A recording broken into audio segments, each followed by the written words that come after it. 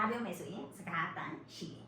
အဲ့ဒီမှာစကားအတန်ဆိုတဲ့နေရာမှာအခြေခံအကျဆုံးတော့အတန်အများနဲ့ထွက်ပြီးစကားပြောတဲ့အတန်အခြေခံအတန်21တန်ရှိတယ်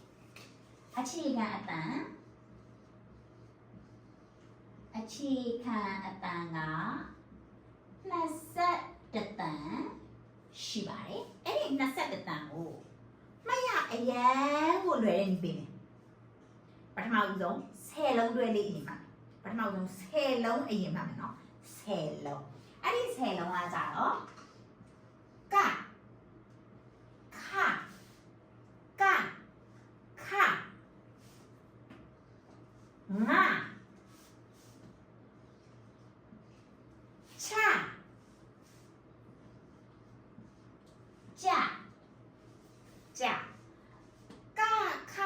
ငါချကြဘယ်လိုလွယ်လဲထိုင်းစကားပြောဖို့တကယ်လွယ်တာ၅လုံးဒီပါပြီဟုတ်ပြီနောက်ထပ်၅လုံးရပလမိုလို့ရဒါတထနာဒီ10လုံးကိုအရင်မှတ်မယ်မှတ်ကြရအောင်ကခငါချကြရဒါတထနာဟုတ်ပြီထိုင်းစကားပြောဖို့အတွက်ပထမဦးဆုံးဖြစ်တဲ့အခြေခံအတန်21တန်လေးကဒီ10တန်လေးကိုအရင်ဦးဆုံးမှတ်လို့ရမယ်ဆိုလို့ရှိရင်เนาะစာအုပ်လေးမှာချပြီးတော့ရေးတာမျိုးဒါမှမဟုတ်ရင်နောက်ကနေကခငါချကြရဒါတထနာရွတ်နေကြည့်လိုက်ပါထိုင်းစကားပြောဖို့အတွက်နှုတ်ကအရင်သင်ဖြစ်သွားပြီဆိုတာကိုကိုရှာဖွေတွေ့ရှိပါလိမ့်မယ်နောက်ထပ်သင်ခန်းစာလေးကိုထပ်ပြီးတော့သင်ဖို့အတွက်ကိုဒါလေးကိုအိမ်စာအနေနဲ့နှုတ်ကပဲပြော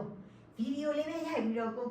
နှုတ်နဲ့ထွက်ပြီးတော့ပြောနေတာပဲဖြစ်ဖြစ်စာလေးနဲ့ချပြီးတော့ရေးတာမျိုးပဲဖြစ်ဖြစ်ကိုအားတန်ရာကို exercise လေးအနေနဲ့လုပ်ထားလို့ရပါတယ်နောက်ထပ်သင်ခန်းစာလေးကိုထပ်ပြီးတော့တောက်ဖို့အတွက်ဒီဟာလေးကိုဒီနားလေးမှာပဲရက်ပြီးတော့နောက်ထပ်သင်ခန်းစာကိုထပ်ကြည့်စုကြရအောင်နော်